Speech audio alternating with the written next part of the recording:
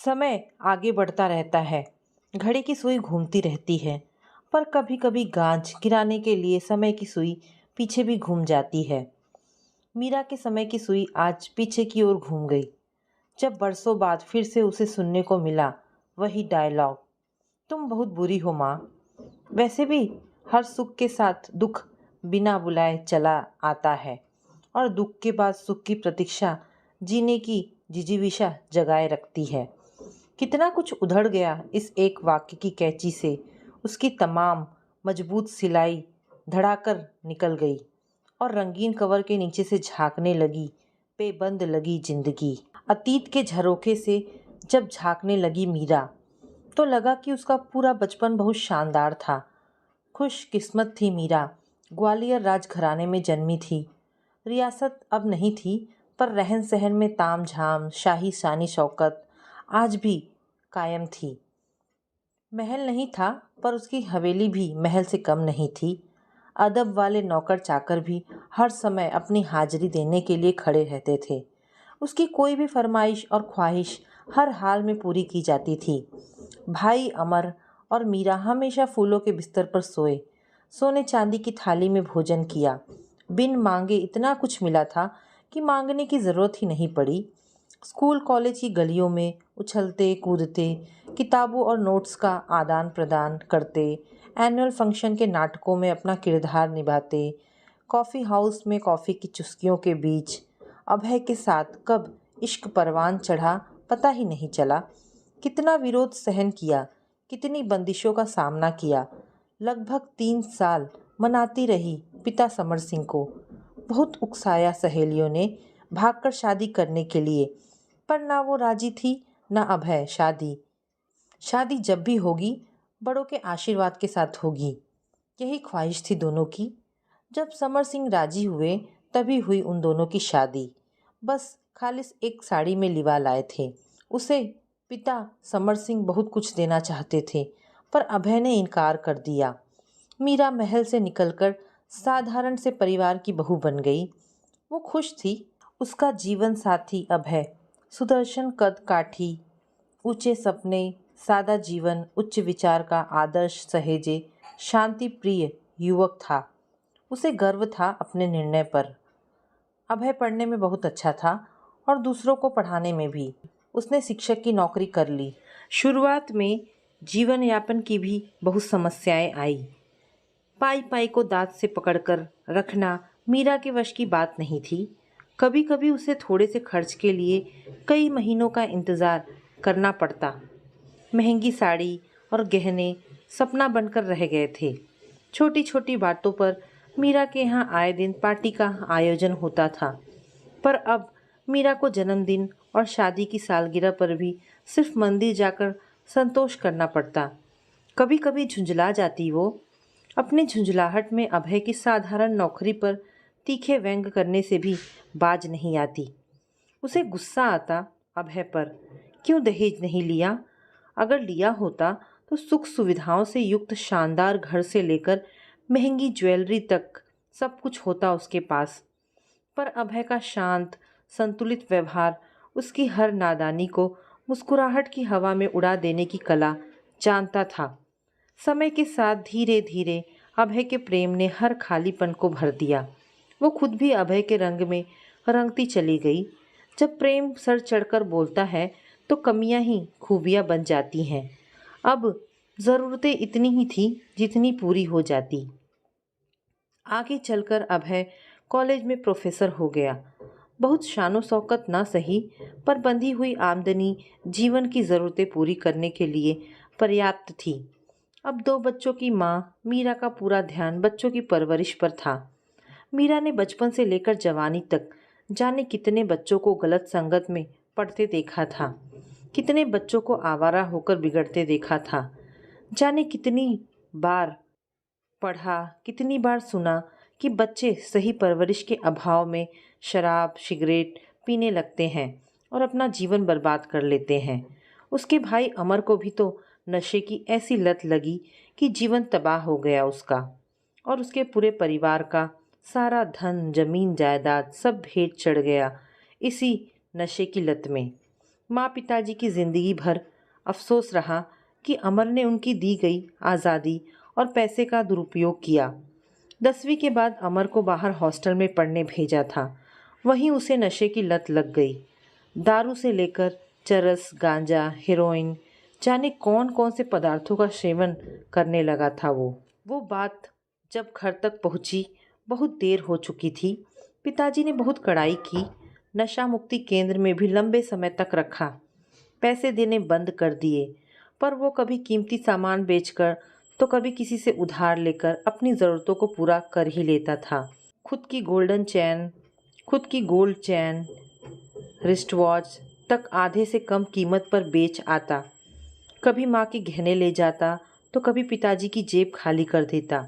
यहाँ तक कि गाय बकरी भी बेचकर नशे का जुगाड़ कर लेता। आवारा दोस्तों का एक ऐसा जमघट उसके पास था कि उनकी गिरफ्त से वो बाहर निकल ही नहीं पाया। सब अमर के पैसे पर ऐश कर रहे थे। वो दुधारू गाय था सबके लिए, सो वे लोग किसी भी हाल में छोड़ नहीं रहे थे उसे। हालात दिन प्रतिदिन सुधरने की बजाय बिगड़ते चले गए। माँ किरण देवी बेटे की ठीक होने की प्रार्थना करती, भगवान के आगे आंचल फैलाती, आंसू बहाती, बेटे को अपनी सौगंध देती, पर पानी सर से ऊपर निकल चुका था। वे अपनी तमाम मान मनोबल और शक्तियों के बावजूद उसे रास्ते पर नहीं ला पाए। उनके अंतिम समय में न पैसा उनके पास रहा, न संतान ही। माँ पिताजी की परिस्थिति ने उसे भी तोड़कर रख दिया था। वो माँ पिताजी को दिलासा देती, उनके घाव पर संवेदनाओं की मरहम पट्टी करती, कभी कभी उनके पास सप्ताह भर रह आती, कभी जिद करके उन्हें अपने पास ले आती। पर बेटे के गम में घुलते हुए असमय बूढ़े हो गए और जाने किन किन रोगों ने उन्हें अपना शिकार बना लिया था। मीरा चाह कर भी उनकी असमय मृत्यु को रोक नहीं पाई। बहुत विचलित थी वो भाई अमर के कारनामों से। सारी प्रतिष्ठा, धन, रुतबा सब कुछ नशे की भेंट चढ़ गया था। अमर का परिवार पाई पाई को मोहताज हो गया था। भाभी अपने बच्चे को लेकर पीहर चली गई। अमर ने कब, कहाँ, किन हालातों में जीवन जिया जानती तक नहीं मीरा। बचपन में साथ खेले भाई की मौत पर 2 आंसू तक नहीं बहा पाई वो। अमर स्वयं तबाह हुआ ही, पर साथ में पूरे परिवार की तबाही का कारण भी बना। अमर की जिंदगी के काले पृष्ठों ने मीरा को पत्थर दिल बना दिया था। अब वो अपने बच्चों को बहुत प्यार करती थी, पर उनके भविष्य को लेकर हमेशा ही अत्यधिक सावधानी बरतती थी। भीतर के नरम दिल को कभी बाहर नहीं आने देती। अपनी भावनाओं के बहाव को जबरदस्ती सीने छुपाकर कठोरता को धारण कर लेती। उसने अपने बच्चों को हमेशा ही अनुशासन में बांध कर रखा। निश्चित समय पर खाना पीना, सोना, पढ़ना और खेलना, किसी भी तरह की कोई कोताही उसे बर्दाश्त नहीं थी। अमर की बर्बादी को बहुत नज़दीक से देखा था मीरा ने। शायद यही कारण था कि अपने बच्चों के प्रति ज़्यादा उदार नहीं रह पाई वो। कभी कभी अभय समझाते, सबको एक तराजू में नहीं तोला जा सकता मीरा। सब बच्चे अमर की तरह आवारा नहीं निकलते। प्रिया और अभिषेक को अपना बचपन जीने दो। बंदिशों का ऐसा पहाड़ मत खड़ा करो कि उनका व्यक्तित्व ही मर जाए। इस पर मीरा प्रतिकार करती, देखो अभय, तुम बच्चों के मामले में ना ही पड़ो तो अच्छा है। मुझे पता है क्या सही है और क्या गलत। मैं माँ हूँ उनके भले की खातिर ही मैंने अपनी ममता को भीतर ही भीतर दबोच रखा है। वो एक बार पढ़ लिख कर अपनी मंजिल पाले, अपने पैरों पर खड़े हो जाए, अपना भला बुरा समझने लगे, बस फिर मैं आज़ाद कर दूंगी उन्हें। फिर जहाँ चाहे उड़े, मैं रुकावट नहीं बनूंगी। पर जब तक वे उड़ने लायक नहीं हो जाते, कोई समझौता नहीं। अभय, मैं ना तो इतनी लचर पेरेंटिंग कर रही हूँ कि बच्चे बिगड़ जाए, ना ही रबर पेरेंटिंग की बच्चे टूट जाए। मैं उस कुम्हार की तरह हूँ जो भीतर से सहारा देने के बाद ही बाहर चोट करता है। अभय उसकी दलीलों का मुकाबला नहीं कर पाते तो चुप हो जाते। दिन महीनों में और महीने सालों में तब्दील होते जा रहे थे। प्रिया और अभिषेक दोनों ही पढ़ाई में बहुत अच्छे थे। प्रोफेसर पिता और माँ के कठोर अनुशासन में बड़े होते बच्चों की जब भी कोई जिद पूरी नहीं होती, सीमित सी पॉकेट मनी न फिल्म देखने की इजाज़त देती, ना ही रेस्टोरेंट जाने की। जब भी बच्चों को लगता वे दूसरे बच्चों की तरह आज़ाद नहीं हैं, जब भी उन्हें टीवी देखने से रोका जाता, परीक्षा के दौरान तो टीवी का कनेक्शन तक कटवा दिया जाता था, तब प्रिया और अभिषेक दोनों के मुंह से एक ही डायलॉग निकलता, तुम बहुत बुरी हो माँ। इस डायलॉग को एक कान से सुनकर दूसरे से निकालने का दिखावा करती, पर भीतर ही भीतर मीरा तड़प कर रह जाती। एक माँ को उसकी ही संतान बुरा कहे, इससे ज़्यादा दुख इस दुनिया में किसी को किसी बात से नहीं हो सकता। मीरा सोचती, मैं ये सारी शक्तियाँ तुम्हारा भविष्य बनाने के लिए ही तो कर रही हूँ बच्चों। जिस दिन कुछ बन जाओगे, इस माँ की शक्तियों का मर्म समझ पाओगे। जिस दिन तुम माँ बाप बनोगे तब जान जाओगे कितना मुश्किल होता है अपनी ममता का गला घोटकर अनुशासन का पाठ पढ़ाना। ऐसा नहीं था कि वो कोई हिटलर थी। घर पर बच्चों का बर्थडे सेलिब्रेट करती, एक एक लजीज डिश वो खुद पकाती, टिफ़िन ऐसा डालती कि सारे दोस्त टूट पड़ते थे। जब भी कोई अच्छी मूवी थिएटर में लगती, वो प्रोफेसर साहब के साथ बच्चों को भी लेकर ही जाती। बच्चों के बिना कभी कोई मूवी वे लोग नहीं देखते। 2 साल में एक बार कहीं ना कहीं घूमने भी अवश्य जाते। पर हाँ, वो बेमतलब की फिजूल खर्ची नहीं करने देती। घर में बैठकर वीडियो गेम नहीं खेलने देती, बेसिर पैर का गेम शो WWF नहीं देखने देती, बाहर के जंक फूड नहीं खाने देती, आवारा दोस्तों को वो पल भर नहीं टिकने देती, बच्चों से मेहनत करवाती, एक एक नंबर के लिए पीटीएम में टीचर का सर खाती, बच्चों को सुबह जल्दी उठाकर पढ़ने बिठाती, फिर भले उसको खुद भी जागना क्यों ना पड़े। और बस इन्हीं सब की बदौलत जाने कितनी बार बच्चों के मुंह से सनसनाता एक तीर निकलता कि तुम बहुत बुरी हो माँ, जो उसके सीने को क्या पूरे अस्तित्व को तार तार कर जाता था। इतना सब होने के बाद भी वो पीछे नहीं हटी। अभय भी उसकी लगन, मेहनत और इरादों को जानते थे, इसीलिए उसके और बच्चों के बीच कभी नहीं आए। बच्चों को प्रोग्रेस देखकर वे भी बहुत खुश थे। ये तब की बात है जब प्रिया कॉलेज में और अभिषेक 11वीं कक्षा में था। अचानक दिल की गति रुक जाने से अभय उसे छोड़कर चले गए। भरी दुनिया में बच्चों के सिवा उसका कोई नहीं था।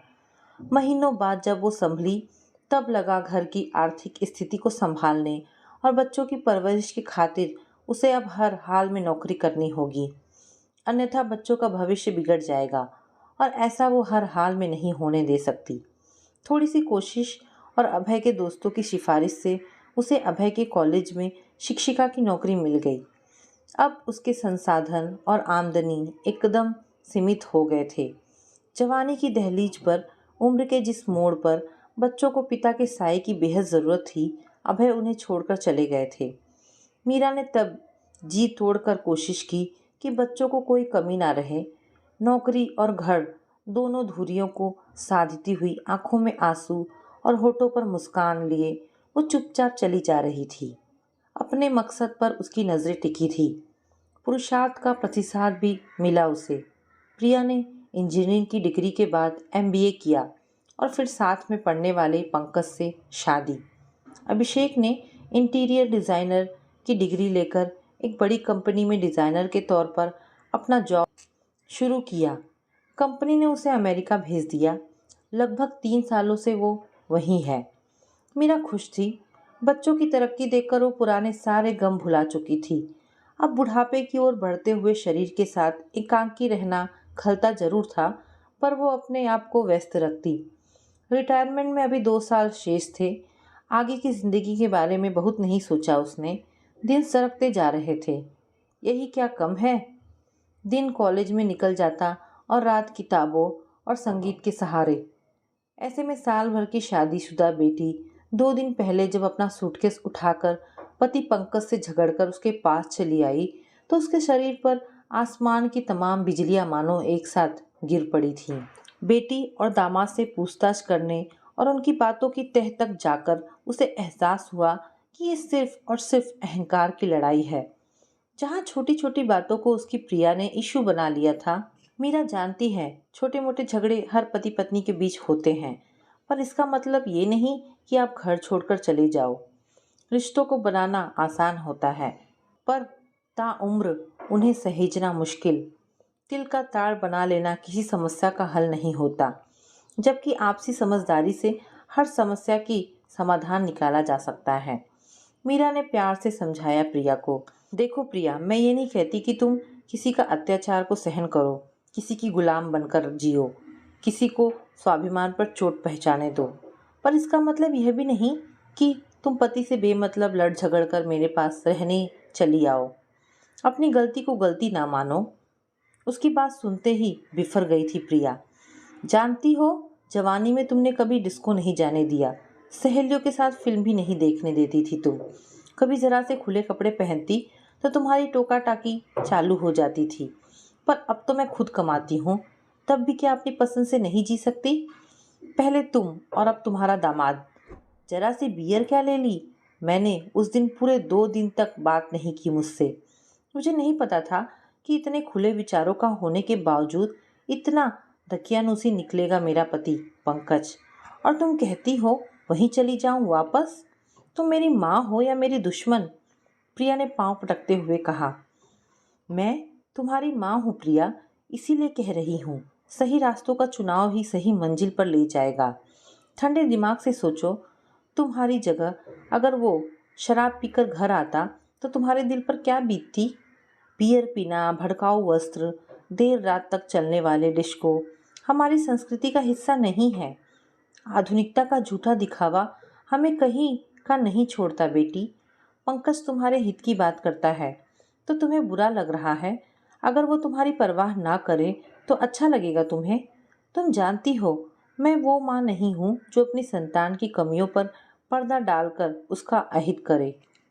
अगर गलती तुम्हारी है तो उसे स्वीकार करने में हिचकिचाहट कैसी सी? अहंकार से किसी समस्या की समाधान नहीं होता मेरी बच्ची। पति पत्नी के बीच छोटी मोटी बात होती रहती है, पर उस छोटी सी बात को जीवन पर हावी होने दोगी तो जिंदगी में बिखराव के अलावा कुछ भी हासिल नहीं होगा। मैं तुम्हारा घर उजड़ते हुए नहीं, बसते हुए देखना चाहती हूँ। नादान कदमों की लड़खड़ाहट से लंबी रेस को नहीं जीता जा सकता, इसीलिए समझदारी से काम ले लो। तुम्हारे साथ जिस दिन कुछ गलत होगा मैं खड़ी रहूंगी तुम्हारे साथ, पर तुम्हारी गलतियों को अनदेखी मैं नहीं कर सकती। पर माँ, मैं खुद कमाती हूँ, अपने पैरों पर खड़ी हूँ, फिर क्यों रहूँ किसी कैद खाने में? आज़ाद होकर जीना चाहती हूँ। तुम्हें तो खुश होना चाहिए, आखिर तुम भी तो अकेले रहते रहते थक गई होगी। मैं साथ रहूँगी तो तुम्हें भी आराम रहेगा। प्रिया ने मीरा का हाथ पकड़कर चापलूसी भरे स्वर में कहा। घर कोई कैद नहीं होता प्रिया।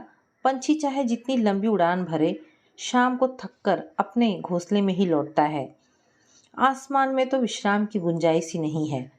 धरती को छोड़कर जीने की चाह हमें कहीं का नहीं छोड़ती है। अनुशासन को जंजीर मत मानो प्रिया। अनुशासन विहीन समंदर सुनामी के अलावा कुछ लेकर नहीं आता। और हाँ, मेरी चिंता तो तुम रहने ही दो लाडो। मैं अपनी जिंदगी अभी आराम से जी रही हूँ। मुझे सहारे की आवश्यकता नहीं है। जब होगी तब तुम्हारे पास खुद आऊंगी। तब चाहो तो नाती की परवरिश की जिम्मेदारी बेशक मुझे दे सकती हो। तिरछी नजरों से प्रिया के चेहरे के मनोभाव को पढ़ने की कोशिश करते हुए मीरा ने कहा। प्रिया ने कितना सुना, कितना समझा, कितना स्वीकार किया, कहा नहीं जा सकता। तुम बहुत बुरी हो माँ। कहते हुए प्रिया सूटकेस में कपड़े रखते हुए पंकज को फोन करने लगी तो मीरा ने चैन की सांस ली। महीनों बाद घर आई बेटी का ऐसा स्वागत वो कतई नहीं करना चाहती थी, पर क्या करती? वो एक ऐसी माँ थी जो अपने बच्चों का हित साधने के लिए अपने दिल पर पत्थर रखना जानती थी। वो ऐसी माँ नहीं थी कि बेटी की गलतियों के लिए दामाद को दोषी ठहरा। वो एक मजबूत और सुदृढ़ सोच वाली माँ है जिसे अपने बच्चों की खुशियों के लिए बुरा बनकर रहना पसंद है। मैं बहुत बुरी हूँ बच्चों, पर तुम्हारे भविष्य की सुरक्षा इन्हीं बुरे हाथों में है। सोचते हुए मीरा अपनी नम आंखों को बेटी से छुपाती हुई मुस्कुरा दी। तो दोस्तों, ये कहानी यहाँ पर समाप्त होती है। आशा करती हूँ आपको ये कहानी पसंद आई होगी। अगर आपको कहानी पसंद आई है तो प्लीज़ इसे लाइक एंड शेयर करें। धन्यवाद दोस्तों।